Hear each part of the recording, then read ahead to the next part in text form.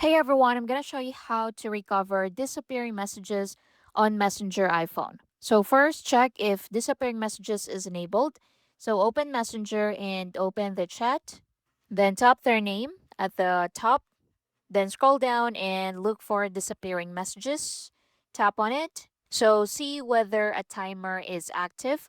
Like for example, if it is set to 24 hours or other time, you can turn it off if you don't want future messages to disappear. So click on off or set it to off, and that's it. Disappearing messages is now disabled. Next, another thing you can do is to update or reinstall Messenger.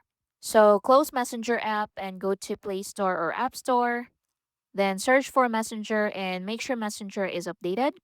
If messages disappear due to a sync issue, reinstalling the app can sometimes restore them after logging back in. So to uninstall them, so press and hold Messenger app and click on remove app, then click delete app and click delete once more and it will be deleted.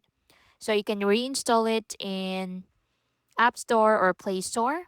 And once installed, open it and see if that works. And that's basically it.